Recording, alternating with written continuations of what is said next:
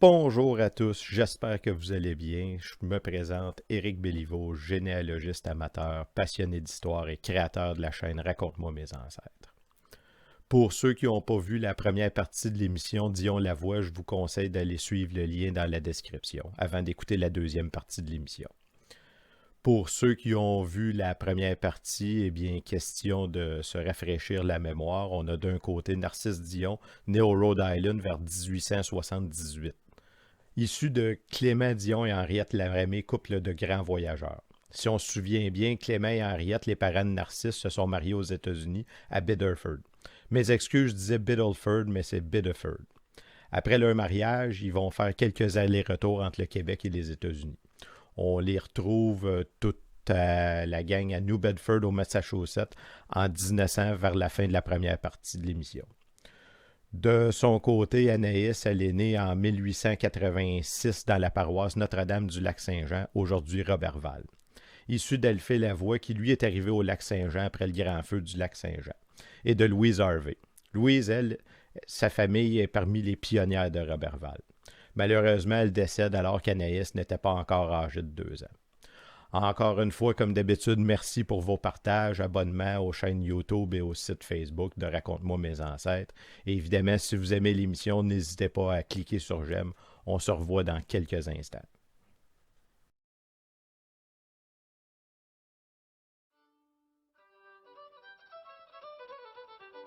Aujourd'hui, à Raconte-moi mes ancêtres, je vous raconte l'histoire de Narcisse Dion et Anaïs Lavoie.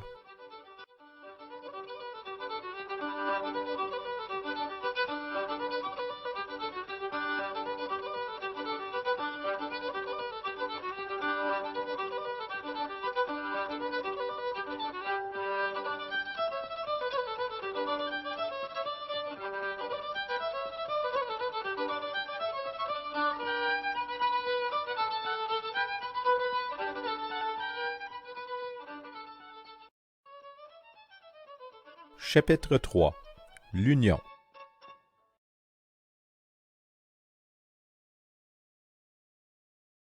C'est le 11 septembre 1905 dans la paroisse Notre-Dame-du-Lac à Roberval qu'on assiste à l'union de Narcisse Dion, cultivateur, fils majeur de Clément Dion, cultivateur, et Henriette Laramé d'une part, et Anaïs Lavoie, fille mineure d'Alphée Lavoie, cultivateur, et de Feu Louise Harvey d'autre part.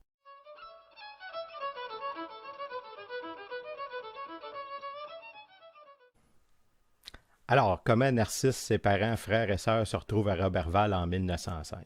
Parce qu'on se souvient dans le recensement fédéral des États-Unis de 1900, on les retrouve à New Bedford en Nouvelle-Angleterre. On pourrait donc supposer qu'ils ont émigré vers le lac Saint-Jean entre 1900 et 1905, ce qui fait tout son sens. Parce que bon, on se souvient, on est à une époque d'exode des Canadiens français aux États-Unis. L'exode commence vers 1840 après l'insurrection des Patriotes. C'est vers 1870 que ça va commencer à inquiéter les dirigeants de la province et qu'on va commencer à ouvrir plus de terres au nord du Saint-Laurent. Le rapatriement des Canadiens français est donc une suite logique à la colonisation. C'est un mouvement qui a impliqué les gouvernements provinciaux, fédéraux et évidemment le clergé catholique avec le bon curé Labelle en tête. On va mettre de sérieux efforts tout le monde ensemble. Il faut comprendre que lors des dernières décennies du 19e siècle, le monde est plongé dans une dépression. Ce qui a pour effet de créer tous les inconvénients qu'on y connaît, comme des fermetures d'usines, des pertes d'emplois un peu partout dans les villes industrialisées. Conséquemment à ça, les Canadiens français en exil seront très mobiles. Ils vont se promener un peu partout à la recherche ou bien d'un meilleur emploi ou carrément d'un emploi. Comme c'était le cas de Narcisse et sa famille. Eh bien, sachez qu'il y a un terme pour nommer ces Canadiens français. On les appelait les coureurs de factory.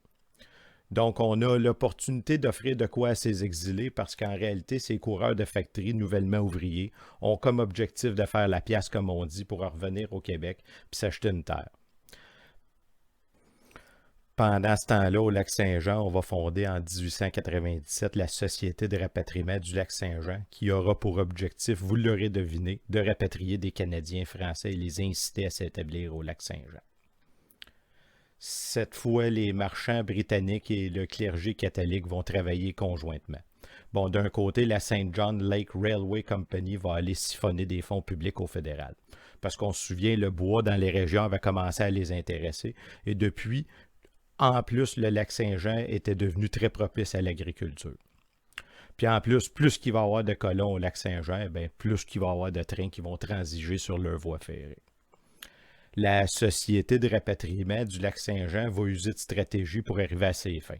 On va envoyer de la publicité dans les journaux des villes déjà établies au Québec, dans le nord-est des États-Unis, dans le Michigan, même jusqu'en Europe, en France, en Belgique, par exemple. On va aussi envoyer des missionnaires dans les paroisses américaines pour convaincre les Canadiens français de revenir. Ça va fonctionner. Bon, ils vont pas tous revenir. Mais puis n'oubliez pas qu'il n'y a pas juste le lac Saint-Jean qui se développe. Hein. Pas mal tout le nord du Saint-Laurent, mais aussi le Midwest américain est en train de se développer. Et sans oublier le Manitoba. Alors, si au départ, on aurait souhaité recruter plus dans le Michigan, car ils sont beaucoup plus à une époque de défrichage et de l'agriculture, genre de gens qu'on recherche au lac Saint-Jean. Mais finalement, ça va être plus des coureurs de factories qui vont émigrer vers le lac Saint-Jean. Donc, comme j'aime ça comprendre les circonstances de la vie de nos ancêtres, eh bien, je ne dis pas que c'est avec certitude que c'est comme ça que ça s'est passé, mais les chances sont quand même bonnes que ce soit ça. Clément et Henriette ont dû s'exiler étant jeunes, ont fondé une famille, puis se sont promenés ainsi d'un côté comme de l'autre de la frontière, ont ramassé un petit peu d'argent. Et l'opportunité est arrivée. Mais une chose qu'on ne doit pas oublier, c'est que Clément, on l'a vu dans les documents, fut plus souvent qu'autrement ouvrier, beaucoup plus que cultivateur. Et la même chose pour Narcisse. Narcisse, en 1900, travaillait dans une usine de coton.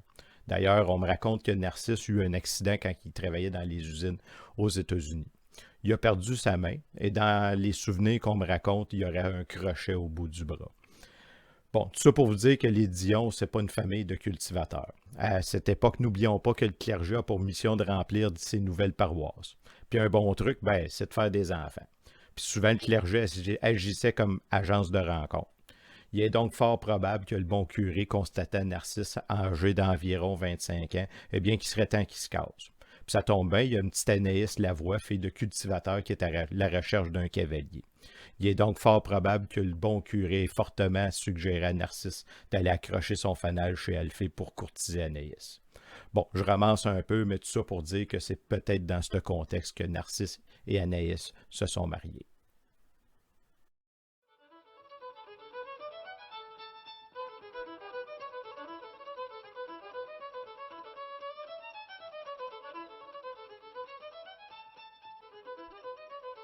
Chapitre 4. Le début d'une nouvelle aventure.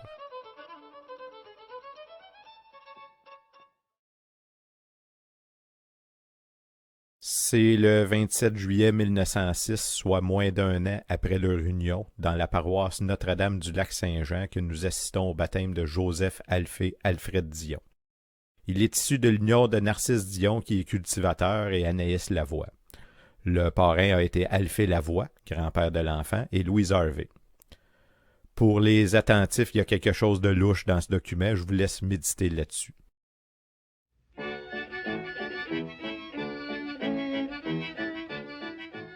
On connaissait déjà Alfred, mais la famille va s'agrandir en 1908 avec Clément. Joseph Arthur, lui, voit le jour en 1910.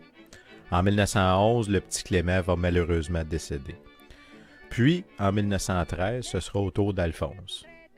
En 1913 aussi, nous allons malheureusement assister au décès d'Henriette Laramée, mère de Narcisse. Cette grande voyageuse qui aurait eu un total de 11 enfants tout en déménageant plus de 5 fois dans sa vie, à une époque où le clan Panton n'existait pas.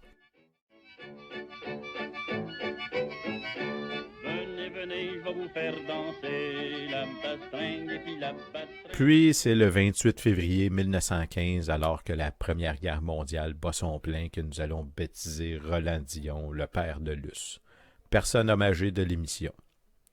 Roland est né le 25e du même mois. Il est issu de Narcisse Dion et Anaïs Lavoie.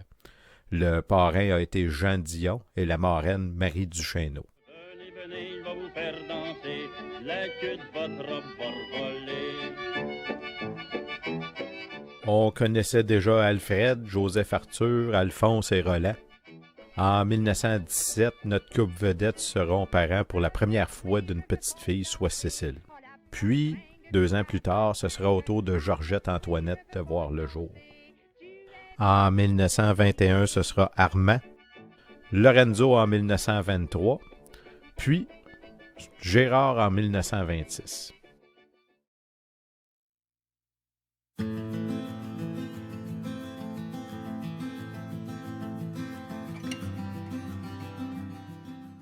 Dans le colon du 12 avril 1928, on apprend. Feu M. Alphée Lavoie. Vendredi dernier, à 2h p.m., eut lieu la sépulture de M. Alphée Lavoie de cette ville, décédé la semaine dernière à l'âge de 63 ans et 3 mois. Un libéra fut chanté en notre église et immédiatement après, le cortège se mit en marche vers le cimetière. Un grand nombre de personnes suivaient le cortège. Le service a été chanté mercredi à 7h à cause de la Semaine sainte. Le défunt laisse pour pleurer sa perte son épouse, un frère, M. Hercule Lavoie de Roberval, deux sœurs, Mme P. Turcotte de Roberval et Mme Basile Raté de Jonquière, trois filles, Mme Narcisse Dion de Roberval, Mme Alfred Tanguay de Saint-Prime et Mme Gédéon Villeneuve de Honfleur. Mais dis-moi donc, t'es pas gêné, En 1928, s'ajoute à la petite famille de 7 garçons et 2 filles, Paul Maurice.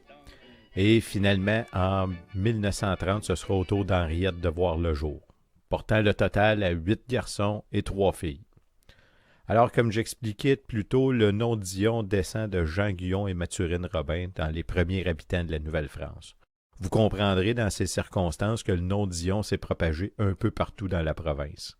Bon, comme vous avez pu le constater, les Dion ne sont pas nécessairement des pionniers de première génération de la région de Roberval ou du lac Saint-Jean si on ratisse plus large. Mais bon, si aujourd'hui 5% des Dion sont dans la région administrative du Saguenay-Lac-Saint-Jean aujourd'hui, Narcisse et Anaïs y sont certainement pour quelque chose.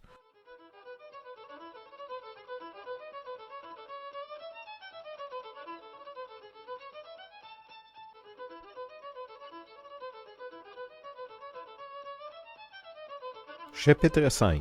Une vie bien remplie. Alors, comme vous avez pu le constater, on a notre famille de voyageurs, les Dion, qui vont finalement s'installer pour de bon au lac Saint-Jean.